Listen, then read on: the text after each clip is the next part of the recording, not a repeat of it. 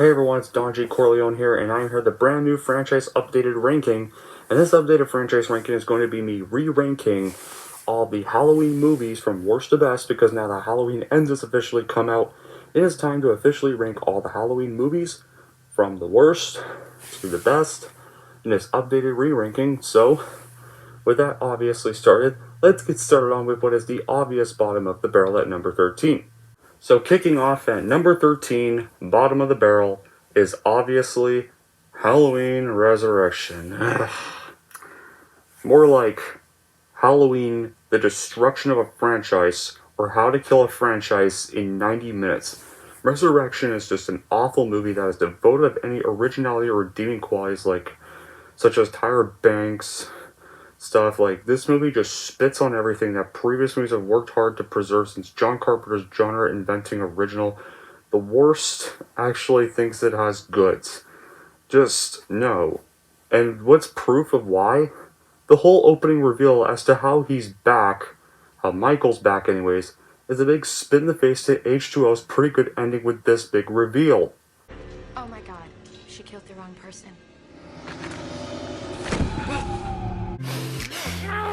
That whole first minutes that start the movie just shits on everything Laurie Strode went through before being straight up killed off pathetically. And then after Laurie Strode is killed off, it saves room for dumb scenes like Busta Rhymes impersonating Michael, touching his head, talking shit to him, making him leave, which he does, apparently. Not only that, then he ends up kicking his ass, saying trick or treat, motherfucker. And he then electrocutes his balls, and that's how he freaking dies. Is my words to this piece of crap. Kicking off at number 12 is going to be Rob Zombie's Halloween 2, 2009. Yes, the fan favorite. The movie that even badly damaged the zombie brand of horror movie. I liked Rob Zombie's earlier slasher horror flicks like Devil's Rejects, also Corpses, but those movies didn't take themselves seriously, and they were fun to watch. The 2007 remake and its sequel were not. Like, oh my god, I don't care if this is a fan favorite. This movie's still shit. Even today, I still think it's a pile of shit. Like, this film just straight up starts off with two more guys who talk about how they love raping corpses before they crash into a cow and die, with Richard Briggs saying fuck, fuck, or fucking damn it, fuck, fuck, fuck, like 300 times. Yeah. What else is there? Oh, and the rest of the film is basically Rob Zombie's wife with a white horse, Michael becoming some 250-pound dumbass hobo who never wears his mask, Laurie having dream sequences, Loomis being a gritty asshole, and Michael even talking at the end of the film in the director's cut yelling, "Die!" If one thing I did like can be said, the kill scenes, Brad Dourif, and some emotional moments, like when Laurie discovers Annie's dead body is a real tear-jerking moment, and there's one likable new character named Maya who actually gets a pretty sad death as well. But all in all, Rob Zombie's Halloween 2, I get people like it, a lot of people apparently do, but I still don't, and I never will, or ever going to.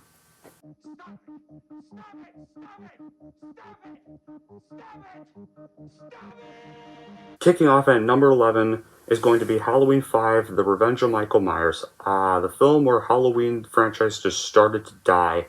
The movie had the potential to be really good. It ignored Part 4's cliffhanger ending, which would have been forgiven if they went in a good direction, but instead they just wanted a standard horror flick with Jamie having psychic powers because why not? We get Rachel killed off to replace her with this annoying bitch, Tina.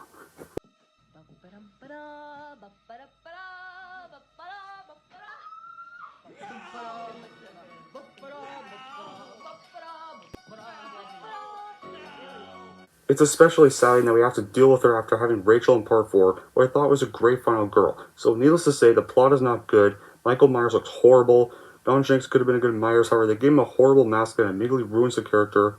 And one thing about this film is that it has a laundry shoot scene, which is probably one of the best scenes in the entire series.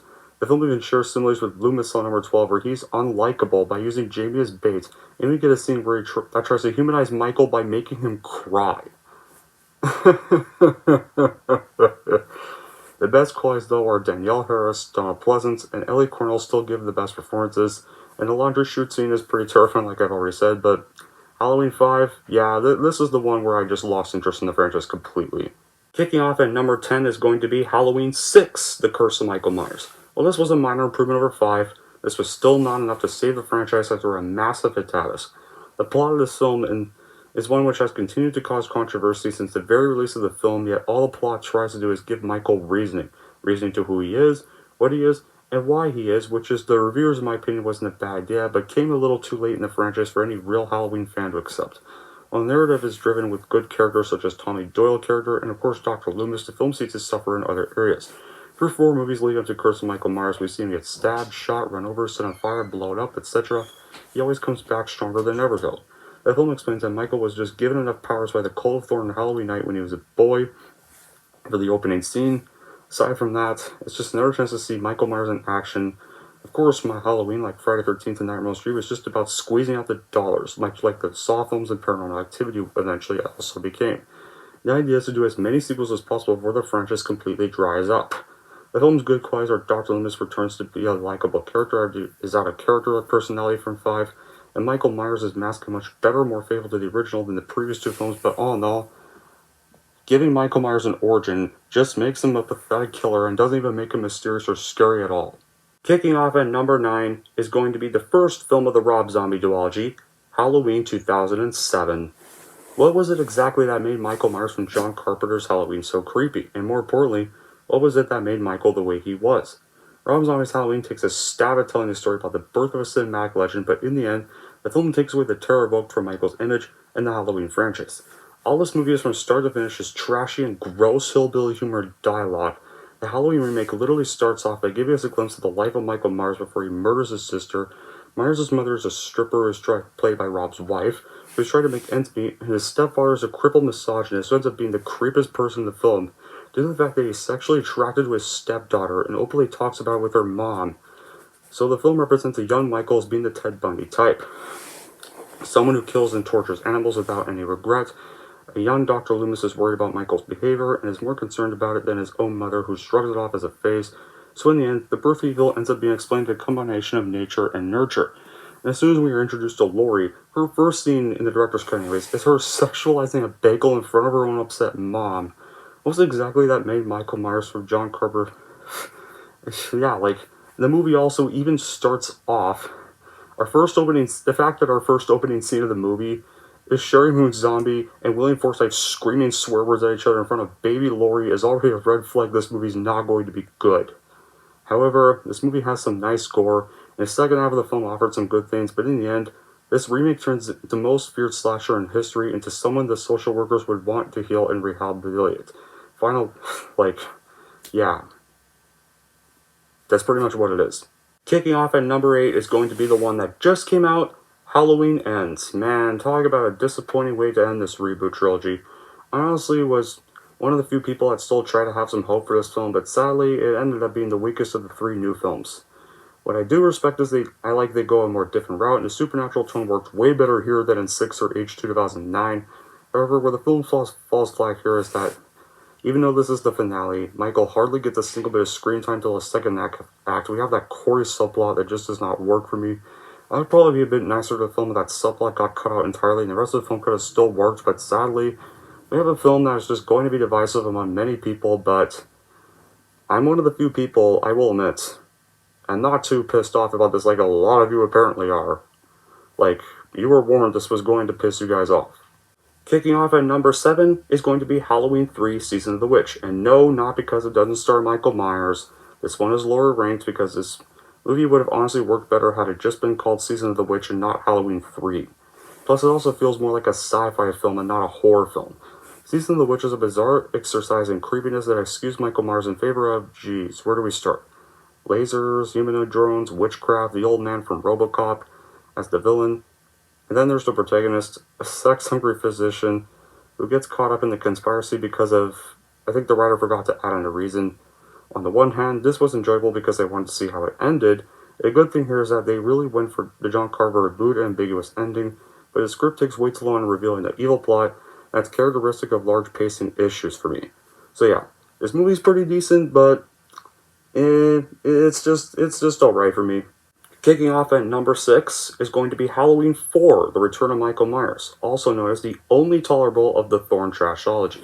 Okay, the premise is laughable, but the decision to resurrect deranged serial killer Michael Myers is vindicated through a fine movie with several memorable moments and a shocking finale.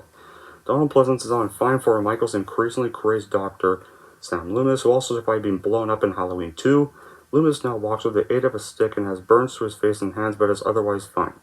Blimey. He's almost as indestructible as Myers himself. It's well-paced, menacing, and features some nice references to the past, including the clown costume. They naturally increase the levels of violence. Some scenes are pretty nasty. The rocking chair scene is an outstanding moment of horror, and the ending is really rather good. But despite that, this movie kind of feels really unnecessary because it kind of feels weird how Michael and Loomis would both survive an explosion. And the cliffhanger from Halloween 4 pretty much went nowhere. Kicking off at number 5 is going to be Halloween H2O 20 years later. A lot of people seem to overly praise this as the best Halloween sequel ever, but I would have to disagree with that statement. I honestly think it's the most overrated of the series, while still being pretty good. While Halloween H2O tries its hardest to restore order to a franchise that had gotten more and more convoluted with each subsequent installment, it can't help but succumb to some problems on its own. Capitalizing on the teen slasher boom of the late 90s, the 7th film in the long-standing franchise opts to pay tribute to Wes Craven's Scream in more ways than one. From its cheeky, self-reliable script penned by screenwriter Kevin Williamson, to its recycled score by Michael Beltrami, and the casting of hip and hot WB stars, the film reeks of late 90s teen slasher. While Scream itself paid homage to the original Halloween in clever ways, the reverse treatment given by H2O is not only premature, but serves to date the film horribly as well. However, the film has a pretty nice ending to the movie, and Jamie Lee Curtis does give a pretty good performance still. But sadly, that great ending of H2O got retconned in 2002 with a travesty I just destroyed at the beginning of this ranking. The nerve of Hollywood. Kicking off at number 4 is going to be Halloween 2018, the first installment of this reboot trilogy. Once again, in the 4th reboot of the series following Halloween 4, H2O, and the Rob Zombie films, we're asked to forget about some sequels. And make that all of them, including the original Halloween 2 in 1981. So just know, only the original 1978 and this one, exactly 40 years later, exists in this timeline. Is this better than the original? Of course not, but it was pretty good in its own right.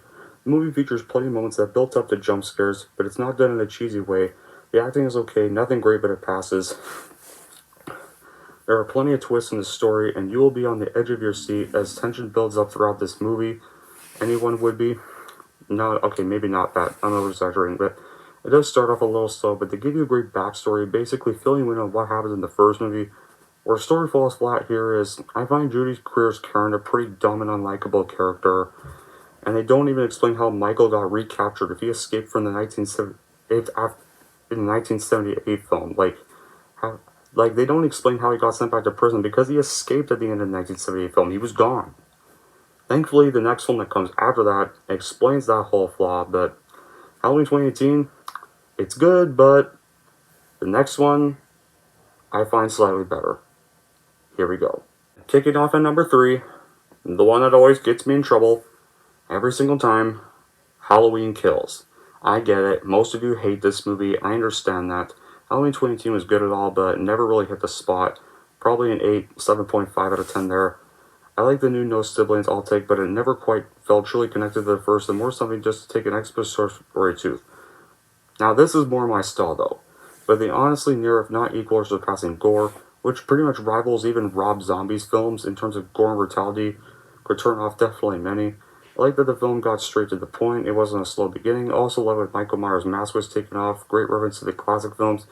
As much as everyone wanted to see what he looks like, I generally prefer not seeing his face properly, but if there is a criticism I can't agree with, it's the characters are really stupid as fuck, and Michael feels too immortal, but they thankfully don't give him an origin story at least. I say all that to say this, everyone needs to I think everyone really needs to stop expecting any Halloween sequel to be Shawshank Redemption or some critically acclaimed masterpiece. It's just not going to be any of those. There's going to be some campiness, some bad dialogue, and questionable character decisions. There has been in every Halloween movie ever made. Yes, even including the original, guys. This Halloween movie was fun, and if you take out the evil dice, with the exception of that stupid evil dice and night chant, I'll still always like Halloween Kills, no matter what people say. Kicking off at number 2 is going to be, obviously, Halloween 2 from 1981, aka the Michael This NECA figure. This will always be the best Halloween sequel. As sequels go, this isn't a better movie than the original, but what it is and what it does well, it does really well.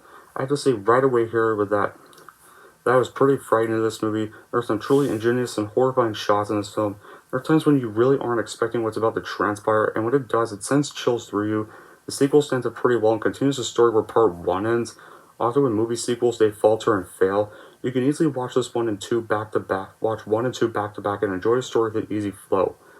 And the ending where Michael is shot in the eyes and burned is a perfect way to wrap the story, and this should have been the last Halloween film.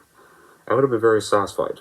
Now, with my bad qualities, the twist and chalkboard scene definitely irritate me, where they kind of set up the Thorn trilogy and explain that Laurie is Michael's sister, which is a really stupid twist.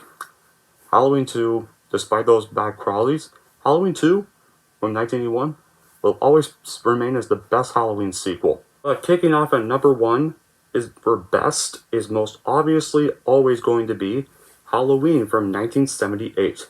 Well, this was obvious even in 2022. The best slasher ever made, and arguably one of the best horror movies ever made. John Carpenter is a genius. Amazing direction, an atmosphere built upon suspended terror, effective use of first-person point of view shots, the dark lighting, the lawn city cam shots, and most importantly, the damn eerie music creates the most claustrophobic and uncomfortable scenes I have yet to see in film. There is a body count, but compared to the slew of slashers, that it's fairly small. Then most of the murders are nearly bloodless. The fear is not in death, but in not knowing. The film has a determinable flaw. It would be the passage of time. Since the release of the film so many years ago, nearly countless clones, copies, ripoffs, and intimidators have come along and stolen, usually badly, the film's best bits, until nearly everything about it has become familiar. Combined with the changes for audience expectations and appetites, one finds much of the film's raw power diluted. To truly appreciate in this day and age, it must be viewed as it once was, as something unique. And I think without the success of this movie, we wouldn't have had other killers like Jason Voorhees, Chucky, Freddy Krueger, Pinhead, Ghostface, even Leatherface returning, and it's all because of this very, very movie. So yeah, Halloween 1978 will always be the best slasher film ever made, and one of the best horror films ever made, period. And there we go! That wraps up my re-ranking of all the Halloween movies. I hope you guys enjoyed this ranking. I want to know in the comments down below how you guys would rank all 13 of the movies if you have seen Halloween Ends. Or if you haven't seen Halloween Ends yet, I want to know how you'd rank all 12 of the Halloween films, which are Halloween all the way to Halloween Kills. But either way, if you have or haven't seen Halloween Ends, I'd still like to know and would still be interested in hearing your opinions. Until then, guys, that'll be it for this ranking. Thank you all for watching. And if you like this and want to see more, don't forget to like, subscribe to Don G. Corleone.